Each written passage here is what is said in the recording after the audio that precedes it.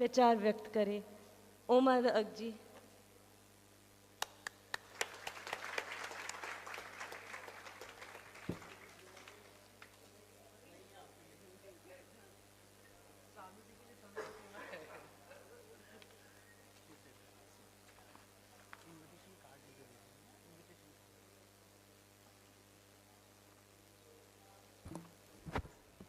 सर्वोष्मी और प्रणाम आप सभी लोगों को जो इस सभागार में उपस्थित हैं, जो इस मंच पर उपस्थित हैं, जो दूसरे मीडिया के माध्यमों से हमारे साथ देश भर में और देश के बाहर भी इस वक्त जुड़े हुए हैं, और वो सब जो अपरोक्ष शक्तियां हैं जिन्हें हम देवी देवता कहते हैं, उन सब को प्रणाम करता हूँ, क्योंकि वो सब हमें सुनते रहते हैं और देखते रहते हैं।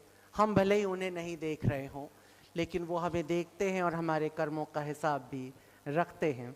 यद्यपि उदय जी और रमाशंकर जी इस बात से बहुत सहमत नहीं होंगे कि कोई छुपी हुई शक्ति भी हमें देखती है, लेकिन मैं चूँकि एक ज्योतिषी भी हूँ और जीवन का सारा जो ध्येय है उसमें आध्यात्म बहुत गहराई तक रहा है, इसलिए मुझे लगता है कि सीसीटीवी के आविष्कार से पहले मनुष्य ने मनुष्य पर दृष्टि रखने के लिए जिस एक तत्व का आविष्कार किया था वो ईश्वर था, और मुझे लगता है वो ज़्यादा कारगर सीसीटीवी था। उसे मिटाना नहीं चाहिए, उसे बचा के रखना चाहिए। मैं पहले तो एक बार रतिशंकर जी को प्रणाम करता हूँ, आपने स्वागत किया, और साध्वी जी बहुत बहुत धन्यवाद, आपने मुझे मेरी सराहना की, यद्यपि कम थी, मेरे लेवल से थोड़ा कम तारीफ थी पर बावजूद उसके बहुत बहुत शुक्रिया। मैं सबसे पहले बोनी कपूर जी का स्वागत करूंगा और मैं आपके लिए अभिनंदन करता हूं। बोनी जी को मैं 2 वर्षों से चाहता था कि बनारस आएं और इस कार्यक्रम में उन्हें सम्मान दिया जाए, लेकिन आज की तिथि में भारत में जो कुछ बहुत ही व्यस्त लोग होंगे उनमें से एक बोनी जी हैं, और मैं चाहूँगा कि ईश्वर इन्हें ऐसे ही व्यस्त रखे और स्वस्थ रखे, सदा प्रसन्न रखे। बोनी जी ने भारत के सिनेमा को, न केवल बोनी जी ने बल्कि बोनी जी के परिवार ने, भारत में जो कुछ एक परिवार होंगे जिन्होंने सिनेमा की निरंतर सेवा की है और पीढ़ियों में की है, उसमें बोनी जी हैं। बोनी जी के पिताजी बहुत बड़े फिल्म प्रोड्यूसर भी रहे, डिस्ट्रीब्यूटर भी रहे। बाद में बोनी जी ने वो कमान संभाली, फिर इनके अनुज अनिल कपूर और संजय, उन्होंने, उसके बाद इनके बेटे अर्जुन कपूर और जानवी, खुशी, सभी सिनेमा की सेवा कर रहे हैं, सिनेमा के माध्यम से आप सबकी कर रहे हैं। और जैसा रति जी ने कहा कि बोनी जी ने उत्तर प्रदेश को भी सिनेमा में अग्रणी बनाने का एक प्रण लिया है, और हम सबको चाहिए कि हम उनके संकल्प में उनका सहयोग करें और भारत को और उत्तर प्रदेश को एक बड़ी फिल्म सिटी बनाने में उनकी मदद करें। बोनी जी के बारे में मेरे और जो मन में विचार हैं, वो जब बोनी जी को हम अवार्ड करेंगे उस पर एक छोटी सी फिल्म चलेगी, उसमें आप ज़रूर सुनिएगा और देखिएगा। और पर ये ज़रूर बता दूं कि बोनी जी ने कमर्शियल सिनेमा में बहुत नाम कमाया है, पर इनके अंदर जो एक इनकलाब है वो इनकी पहली फिल्म से ही दिखाई देता है। इन्होंने हम 5 बनाई और महाभारत को नए परिवेश में प्रस्तुत किया, और आज तक आपकी हम 5 जीवित है। ये इस देश के लिए दुखद भी है, लेकिन एक सिनेमाकार का ये बहुत बड़ा काम है, क्योंकि लंबे समय तक अपने एक सिनेमा से इतना लंबा समय, इतना लंबा सफर तय कर सकता है। साथ में मैं स्वागत करूंगा कुमार शानू जी का। इनके लिए भी जो मेरे मन में विचार है, जब इन पर अवार्ड होगा तो फिल्म चलेगी, लेकिन शानू जी के लिए मैं एक बात ज़रूर कहूँगा कि मैंने बहुत कम अपने जीवन में ऐसे कलाकार देखे हैं, खासतौर पे जो ग्लैमर की दुनिया में आ जाते हैं, व्यवसायिक क्षेत्रों में चले आते हैं। वैसे तो कलाकार का मन शीशे की तरह होता है सामान्यतः, लेकिन व्यवसायिक दुनिया में आने के बाद कलाकार का मन शीशे का नहीं रह जाता, वो आईने में बदल जाता है। जैसा मुंह सामने आएगा वैसा ही मुंह वो बना लेता है, उस प्रकार का हो जाता है, बड़ा डिप्लोमेटिक हो जाता है। जैसे गुलजार ने कहा था कभी कि आओ सारे पहन ले आईने, सारे देखेंगे अपना ही चेहरा, सबको सारे हंसी लगेंगे यहाँ। तो उस तरह से व्यवसायिक सिनेमा का व्यवसायिक दुनिया का व्यक्ति करता है। अगले नाम में मैं संकेत उपाध्याय जी का नाम लूंगा। संकेत जी, आज के समय में जहां पर पत्रकारिता बेहद बिकाऊ हो चुकी है, मैं आज की बात आज से नहीं कर रहा हूं, मैं 80 के दशक के आसपास से करना शुरू कर रहा हूं।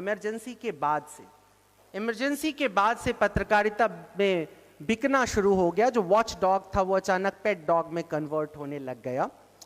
और अब तो खैर हम जानते हैं कि भारत में भी आपको पता होगा कि कुत्ते पालने का शौक ज्यादा बढ़ता चला जा रहा है लोगों में।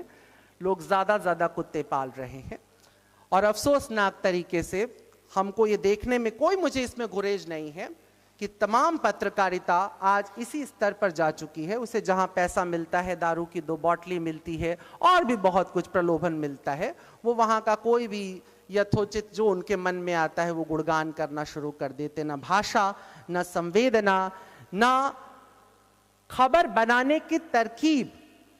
मतलब मुझे दुख इस बात का है कि आज के समय में पत्रकार आके कहता है कहां पे लिखी हुई है विज्ञप्ति, मुझे पकड़ा दीजिए। अगर यही करना है तो हम खुद ही छाप लेंगे। पत्रकार का काम क्या बचा? तो पत्रकार जहां पूरी तरह से नष्ट हो गया है, जहां सजे धजे एंकर्स अपने आप को पत्रकार कहलवा रहे हैं, उस दुनिया में संकेत उपाध्याय एक सैद्धांतिक परिवार से आते हैं, सैद्धांतिक चरित्र रखते हैं। इन्होंने भी जीवन में कोई अवार्ड नहीं लिया है। संकेत जी, मैं बहुत शुक्रगुजार हूं कि आज आप ये अवार्ड ले रहे हैं, क्योंकि ये अवार्ड नहीं है, ये केवल आपके चरित्र के लिए, आपकी जो चरित्र की सुंदरता है उसके लिए केवल एक हमारा धन्यवाद है। और हम उम्मीद करेंगे कि आप जीवन भर लाख प्रलोभनों के बावजूद एक श्रेष्ठ पत्रकारिता करते रहेंगे। यद्यपि मैं ये नहीं कह रहा हूं कमाइए नहीं, पैसा कमाना बहुत जरूरी है, लेकिन बस इतना मेरा कहना है कि कहीं सिद्धांत बचा रह जाना चाहिए, कहीं आपकी विचारधारा बची रह जानी चाहिए। और आप आज रेड माइक से जुड़े हैं, आप सब रेड माइक को सब्सक्राइब करें यदि आपको लगता है कि आपको सही खबर मिलनी चाहिए और गहराई तक जाकर के किसी विषय का, विचार का आपको अनुभव होना चाहिए। तो संकेत जी, आपका बहुत धन्यवाद। राहिल राजा जी, आप उपस्थित हैं। आप बहुत ही सहृदय व्यक्ति हैं, बहुत बड़े स्टाइलर हैं। सिनेमा में आपने अक्षय कुमार, सलमान खान, न मालूम किसके किसके लिए आपने स्टाइलिंग की है। और उससे ज़्यादा आप बहुत हेल्पफुल, बहुत ही मददगार चरित्र के व्यक्ति हैं। राहिल जी बहुत ही सद्भावनापूर्ण हैं, सांप्रदायिक सद्भाव के भाव से भरे पड़े हैं और बहुत ही सहज हैं। राहिल जी, मैं आपका भी स्वागत करता हूं। त्रिशा डे जी, जो बहुत कम भारत में महिलाएं हैं जो पब्लिकेशन जैसे क्षेत्र में आज आगे हैं, और अंग्रेजी का एक बहुत बड़ा प्रकाशन, नियोगी प्रकाशन, आप उसे पूरा संभालती हैं, आप उसे पूरा चलाती हैं और आपने अद्भुत किताबों को छापा है। कल ही संकेत जी आपकी कई पुस्तकों की तारीफ कर रहे थे जो उन्होंने बहुत साल पहले आपके एक प्रकाशन से पढ़ी है। और मैं आपके लिए ये भी कहना चाहूँगा कि महिला होकर के आज हर एक क्षेत्र में संघर्ष बहुत बड़ा है, और ऐसे क्षेत्र में आप रह करके, प्रकाशन के क्षेत्र में रह करके आप अंग्रेजी के प्रकाशन में एक बड़ा काम कर रही हैं। आपका ये प्रकाशन विश्व प्रसिद्ध हो, एक बड़ा नाम हो। मैं इस शुभकामना के साथ आपका स्वागत करता हूँ। श्रीमती मीना सिंह जी, एक ठेठ बनारसी घरेलू महिला, लेकिन एक घरेलू महिला होना बहुत मुश्किल है, और फिर एक घरेलू महिला का अपने घर को संभालते हुए अपने समाज में अपनी हिस्सेदारी को निभाना ये और मुश्किल काम है। और मीना सिंह जी में ये बड़ी खूबसूरती से ये बात आई है। बाकी बातें आप इन पर भी फिल्म में देख लेंगे, लेकिन मीना जी बहुत सहृदय हैं, समाज सेविका हैं, भारत विकास परिषद और अन्य संस्थाओं से जुड़ी हुई हैं और लगातार 2 दशकों से लोगों की सेवा, समाज सेवा, स्त्रियों के हित में अपनी बात और अपनी आवाज़ उठा रही हैं। मीना जी, आपका भी स्वागत है। आशीष और अमित, जो लंबे समय से आपके सहयोगी हैं, आप दोनों का भी मैं स्वागत करता हूं। और प्रमोद जी, जिन्होंने मुंबई में, आप मुंबई में ही हैं, बोनी जी, सानू जी, और ये बहुत बड़ा इनका कारोबार भी वहाँ पर है इंफ्रास्ट्रक्चर की दुनिया में। लेकिन बड़ी बात इनकी ये है कि लगातार गरीबों की परेशान लोगों की, दुखाल लोगों की निरंतर मदद करते हैं और इन्होंने भी अपना सफ़र बिल्कुल ज़ीरो से शुरू किया और आज ये यहाँ तक पहुँचे हैं। मैं इनके साहस और इनकी प्रतिभा और इनकी जो करुणामय हृदय है, मैं इन तीनों चीज़ों को मैं प्रणाम करता हूँ, स्वागत करता हूँ। मैं आखिरी में नाम इसलिए आरुषि जी का ले रहा हूँ क्योंकि रति जी ने जब उनका स्वागत किया तो उनका स्वागत तो कम किया, उनके पिताजी का ज़्यादा किया लेकिन क्योंकि वो उनके पिताजी के अच्छे मित्र हैं और निसंदेह उनके पिताजी एक बहुत बड़ा नाम है। लेकिन मैंने आरुषि जी को जब इस अवार्ड के लिए चुना था तो मुझे बिल्कुल नहीं पता था कि वो एक इतने बड़े राजनीतिक लेगेसी को बिलोंग करती हैं। मुझे 3 चीज़ें पता लगी कि उन्होंने बिरजू महाराज जैसे बड़े कथक सम्राट से उन्होंने कथक की शिक्षा ली। उसके बाद उन्होंने फिल्म प्रोडक्शन की दुनिया में अपना हाथ रखा और आज उन्होंने कई फिल्में और OTT प्लेटफॉर्म पे कई चीज़ें उन्होंने प्रोड्यूस की और अभिनेत्री हैं। और उन सब के बाद एक ऐसी दुनिया में, ग्लैमर की दुनिया में बहुत सा स्ट्रगल, बहुत सारी लड़ाइयाँ लड़ते हुए अपने को स्थापित करने की लगातार कोशिश कर रही हैं और सफल भी हो रही हैं। मैं इनके उस जुझारू व्यक्तित्व को और एक गहरी समझ को जो इनको कला के प्रति है, जो मैंने कल थोड़ी देर बातचीत में मैंने महसूस किया, उसको मैं प्रणाम करता हूं। और मैं ये कहता हूं कि त्रिषा जी, आपके पिताजी निसंदेह एक बड़ा नाम रखते हैं, लेकिन सुकरात की उस बात से मैं अपनी बात करता हूं कि सुकरात जब किसी बादशाह के पास पहुंचा, उसने कहा सुकरात से कि देखो ये मेरे पिता की तस्वीर, ये मेरे दादा की तस्वीर, ये मेरे परदादा की तस्वीर, ये पूरे खानदान की तस्वीर उसने दिखा देखो ये सबकी महानताओं की तस्वीर है, तुम्हारे पास क्या है? सुकरात ने कहा कि महाराज, मैं देख रहा हूं कि आपके महानता की फहरिस्त आप पर आके खत्म हो जा रही है, मेरी महानता की फहरिस्त मुझसे शुरू हो रही है। तो आरुषि, आपकी महानता की अपनी ही एक दुनिया होगी, आपकी फहरिस्त आपसे ही शुरू होगी। शुभकामना के साथ आप सबको बहुत समय इसलिए नहीं लूँगा क्योंकि बोनी जी भी हैं और सानू जी भी है, मुझे नहीं पता कितना समय है इन लोगों के पास, लेकिन विषय पे थोड़ा तो बोलना है। और आज का विषय है साहित्य और चरित्र। दरअसल एक बड़ी पुरानी कहावत है कि साहित्य समाज का दर्पण है। मैंने भी साहित्य पढ़ा, साहित्य से मेरा जुड़ाव रहा। मैंने इसे उलट करके भी पढ़ा कि समाज साहित्य का दर्पण हो जाता है। ये दोनों बातें होती हैं। एक तरफ जहां साहित्य समाज से चरित्रों को उठाता है, वहीं हम देखते हैं पूरे विश्व इतिहास में कि चरित्रों को गढ़ने में साहित्य की बहुत बड़ी भूमिका रही है। दुनिया का बदलाव, दुनिया का बिखराव, दुनिया का सौंदर्य, दुनिया की सभ्यता और फिर सभ्यताओं का अंत हम साहित्य के मार्ग से देखते जा रहे हैं। अगर हमें यह लगता है कि साहित्य केवल कुछ पंक्तियों को जोड़कर तुकबंदी कर देने का नाम है, कुछ लाइनों को लिख करके कहानी गढ़ देने का नाम है, किसी तरह से मनोरंजन कर देने का नाम है, तालियां बटोर लेने का नाम है, कुछ अवार्ड बटोर लेने का नाम है, तो हम छोटी मोटी गलती नहीं करते हैं, हम मनुष्यता के इतिहास के साथ खिलवाड़ करते हैं, बहुत बड़ा खिलवाड़ करते हैं। हो सकता है ये बात आपको सामान्य लग रही, लेकिन मैं आपको पूरी दुनिया की छोटी सी एक जर्नी करा देता हूं, साहित्य कैसे खेल खेलता है। भारत में हम जानते हैं सबसे पहले वैदिक साहित्य आता है। वह वैदिक साहित्य जो अपनी अंतिम ऋचा में ऋग्वेद कहता है सभी एक समान हो जाएं, एक साथ चलें, एक साथ मिले हुए प्रसाद को बांटें। अंतिम ऋचा, सब एक साथ हो जाएं, एक साथ चलें, एक साथ मिली हुई जितना भोग है उसे आपस में बांटें और सहस्रों से 100 वर्षों तक जीवित रहें, आनंद करें। एक लंबे समय तक हमारी परंपरा ने उस साहित्य को श्रुतियों में रखा और उसको जीने की कोशिश की और हम धीरे धीरे दुनिया की सबसे उन्नत सभ्यताओं में बदल गए। समय आगे बढ़ गया, हम और काल देखते हैं जहां चरित्रों के उदय होना शुरू होता है। हमारे साहित्य में नरसिंह आता है, वामन आता है, परशुराम आता है, फिर राम, फिर कृष्ण। जरा देखिए, ये सामान्य कहानियां हैं। आप अपने घर में बच्चों को जब सुना रहे होते हैं, बच्चों को जब तस्वीरें दिखा रहे होते हैं, अचानक से हम भूल गए, हमें लगने लगा, अचानक से हमको सिखा दिया गया कि हमारी सारी पौराणिक गाथाएं मैथोलॉजी हैं, बकवास है, उन पे बात नहीं करना चाहिए, आधुनिक शिक्षा तो कहीं और से मिलनी चाहिए। आपने आधुनिक शिक्षा में क्या सिखाने की कोशिश की बच्चे को? एटिकेट सीख लो। एटिकेट का मतलब क्या होता है? एटिकेट का मतलब जो तुम हो वो नहीं हो ऐसा दिखाना है। That is called etiquette. शिष्टाचार का इससे ज्यादा मतलब नहीं होता है।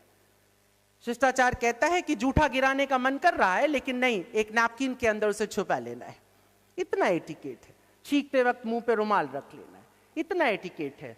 बदतमीजी करके सॉरी बोल देना है, इतना एटिकेट है।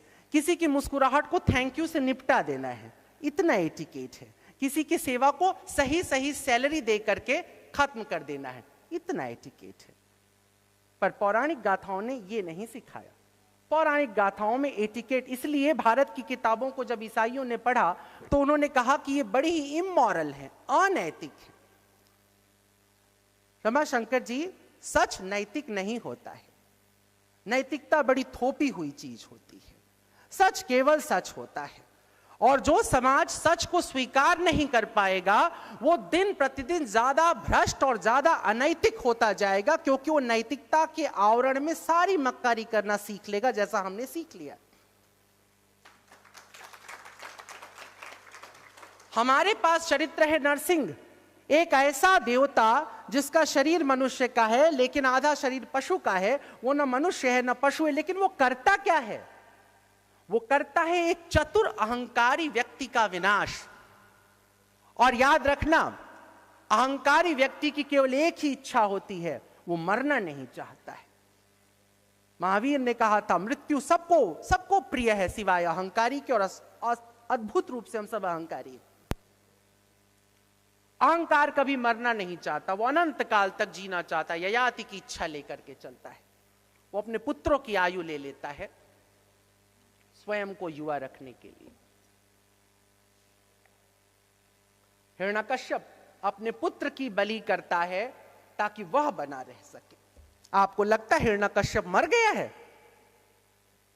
हम सब जब जब अपने अमृतत्व की कामना करेंगे, अपने पुत्रों का विनाश करेंगे। हर वो पीढ़ी और हर पीढ़ी का वो नुमाइंदा, वो रहनुमा जो अपने अमृतत्व की चिंता करता है, वो अपने ही समाज की नई पीढ़ी को कुचल कर खत्म कर देता है, क्योंकि उसे जीवित रहने की इच्छा है।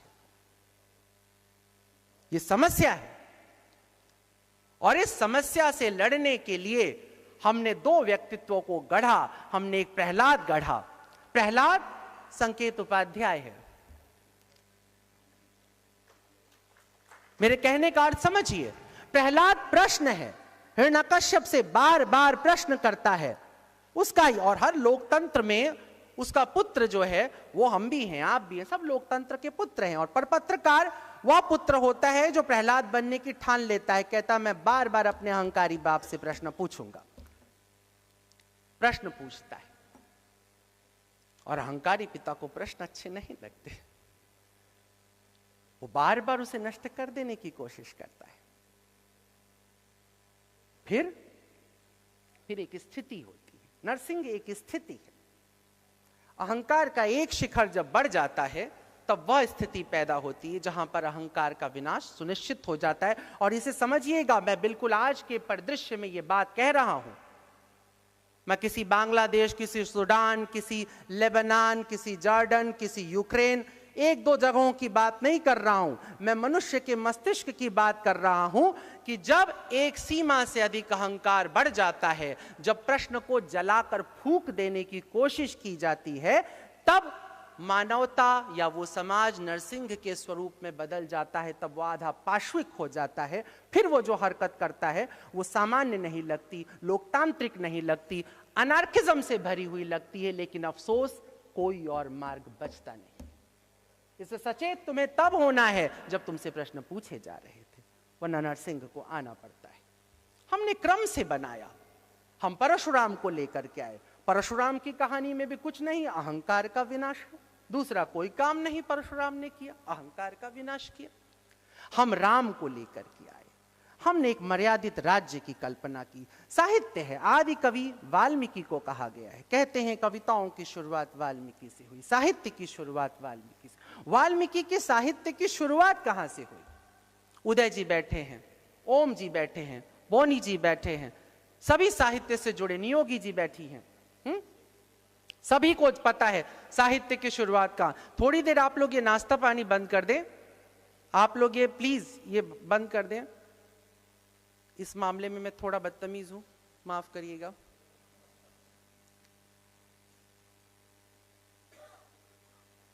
हमने वाल्मीकि की बात की, लेकिन वाल्मीकि की कविता की शुरुआत कहां से? मैं बार बार कहता हूं कि रामायण में राम राज्य बाद में पढ़ना, वो तो परिणति है, वो तो आम का फल है। बीज कहां पर है? बीज है क्रौंच पंछी के वध में। जब क्रौंच के जोड़े को एक को मार देता है व्याध, तब जो करुणा की उत्पत्ति होती है, किसी निरपराध की हत्या पे जो पहला आंसू गिरता है, वो रामायण की रचना करता है।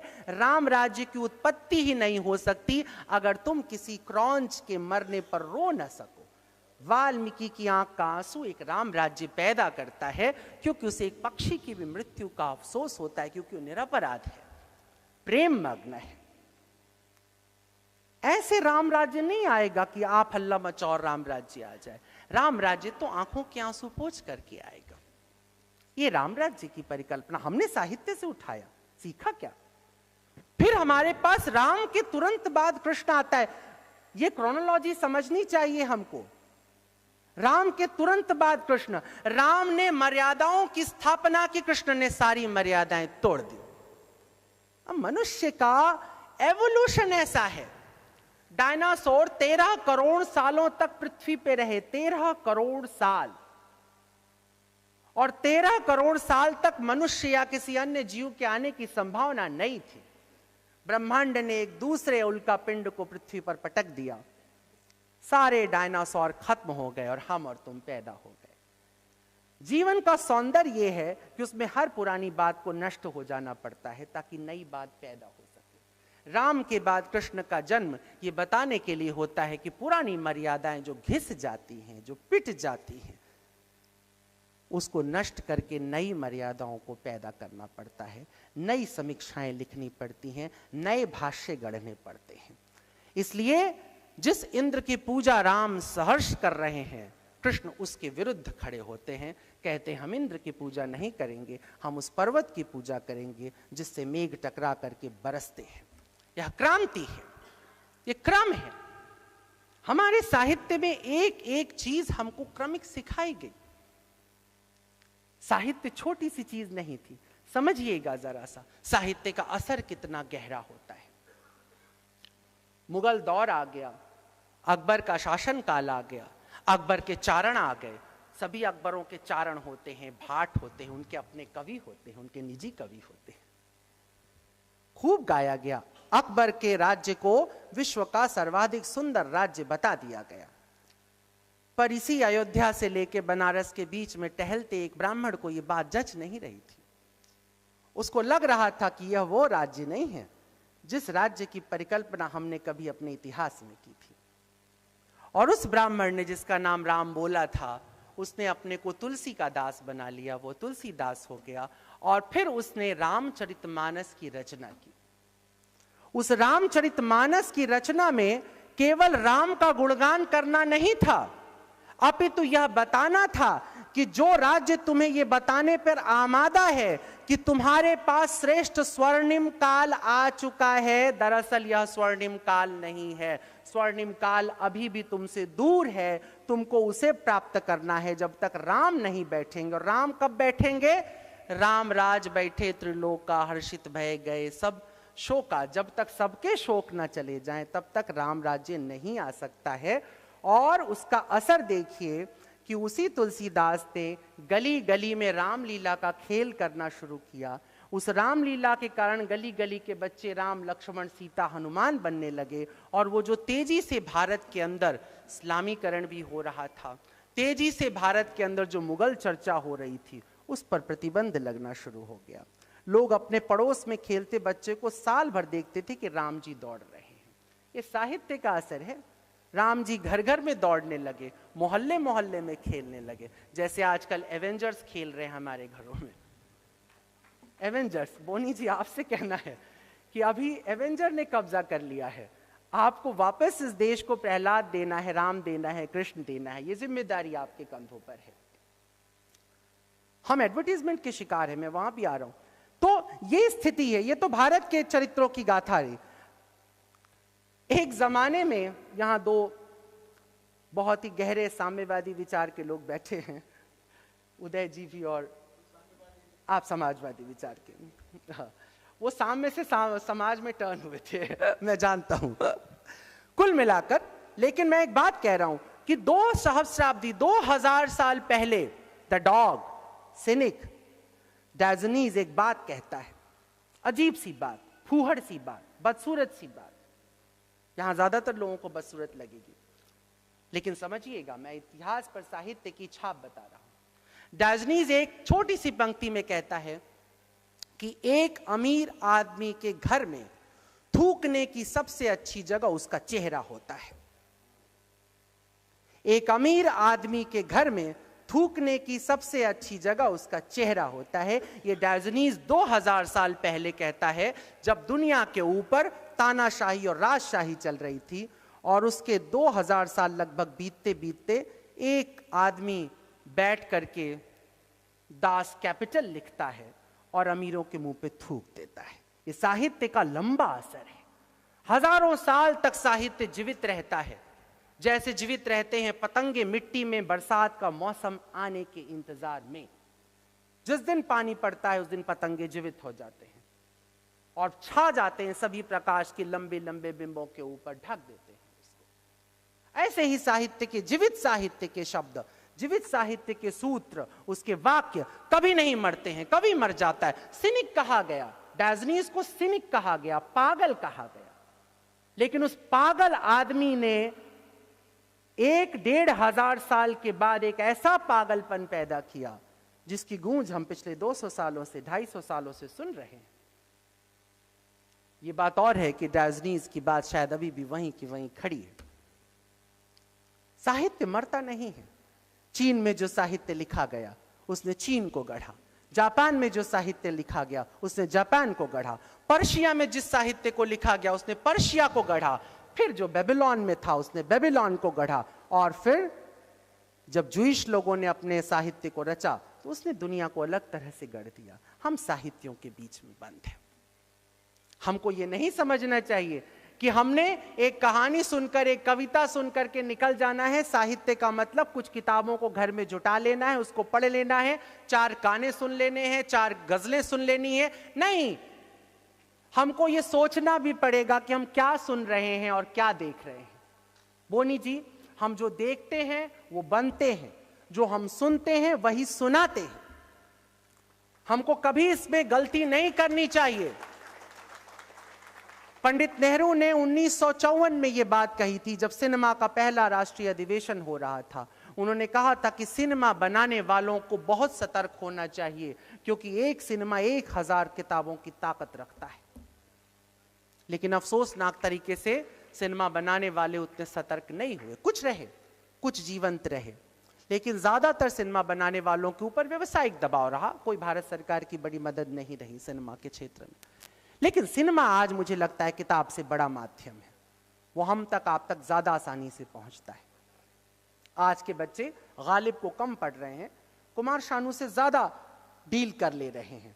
वो मोहब्बत के लिए बमुश्किल ये कहना पसंद करते होंगे, हालत अब इस तरह की सी है, पंखुड़ी उस नाजुकी उसके लब की क्या कहिए, पंखुड़ी गुलाब की सी है। अब तो ये नहीं कह रहे हैं, अब तो तुझे देखा तो ये जाना सनम, प्यार होता है दीवाना सनम।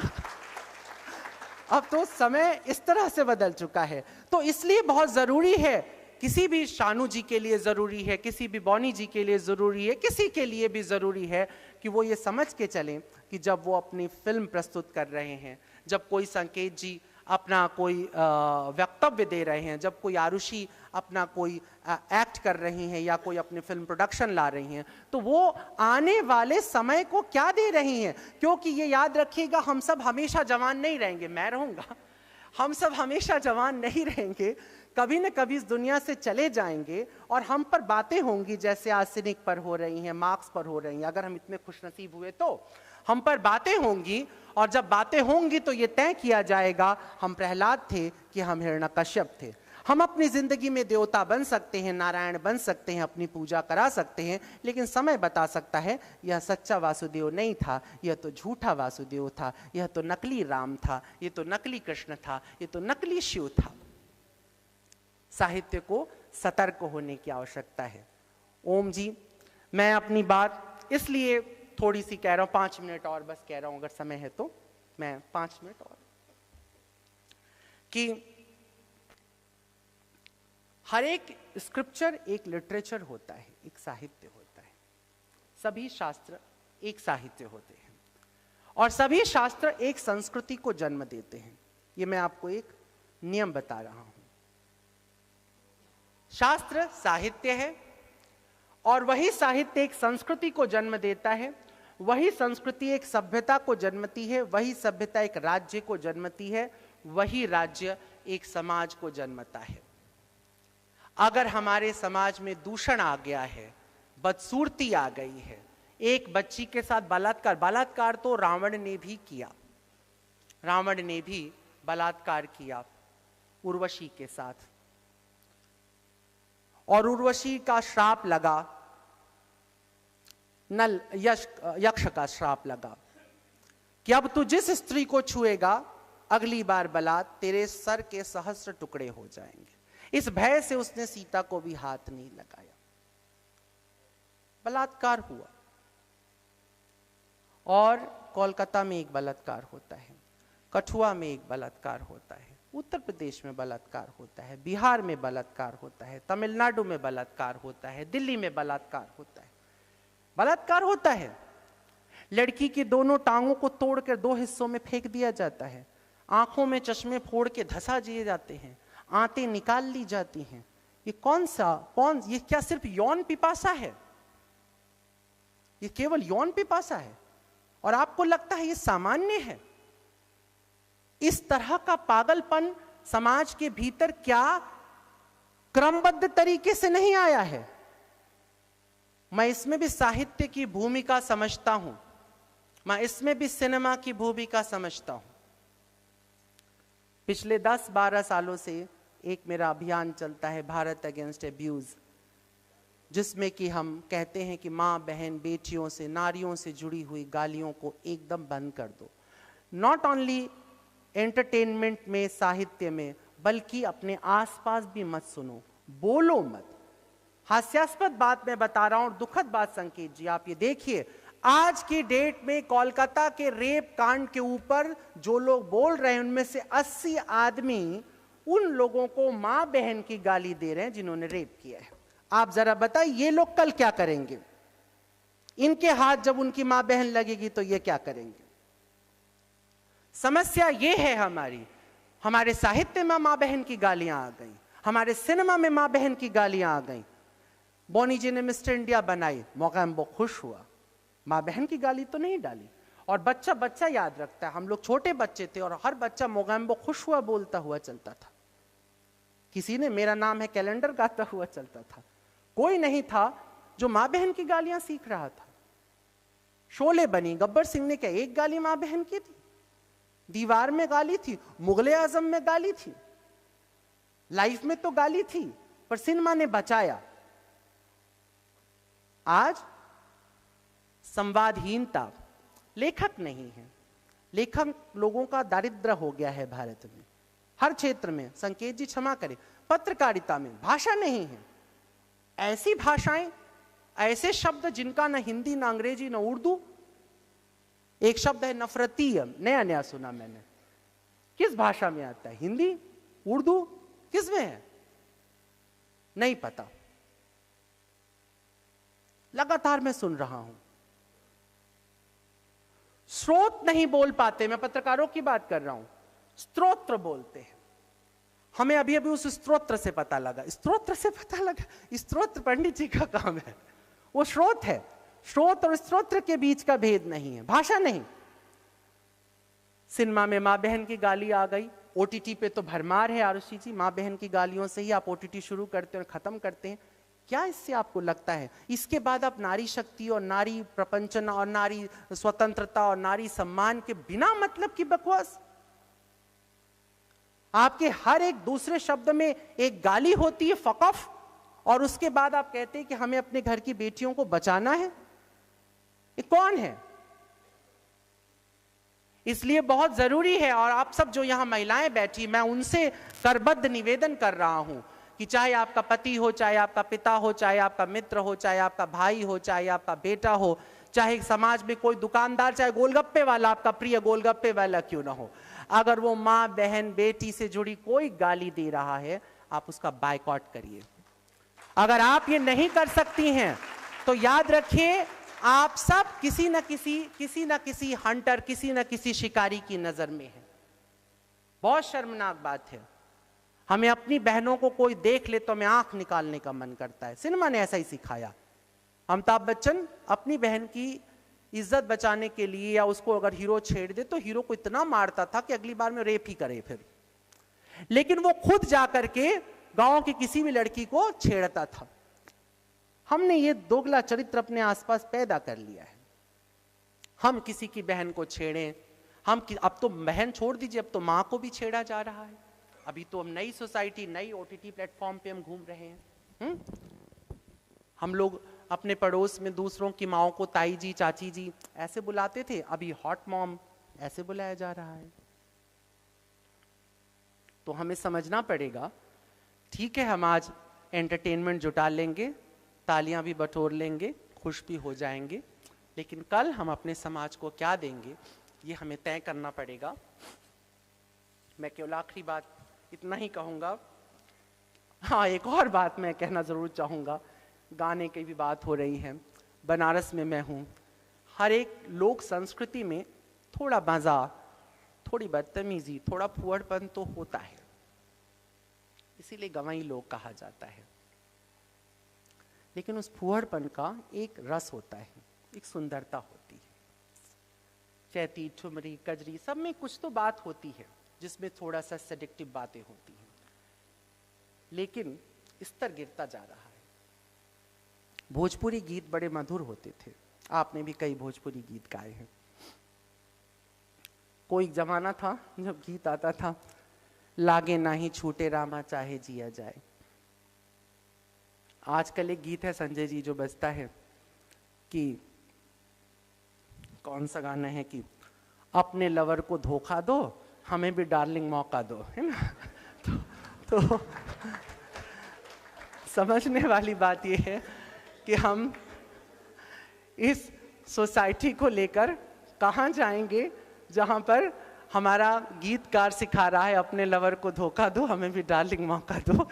तो प्लीज़ आप सबसे मेरा निवेदन है कि साहित्य है, संगीत है, कला है, इन सब को बहुत ही सुचिता के साथ प्रयोग करें और आप सब साथ दें उन कलाकारों का, उन साहित्यकारों का जो सृजन कर रहे हैं अच्छी चीज़ों का। बहुत बहुत धन्यवाद, बहुत बहुत धन्यवाद।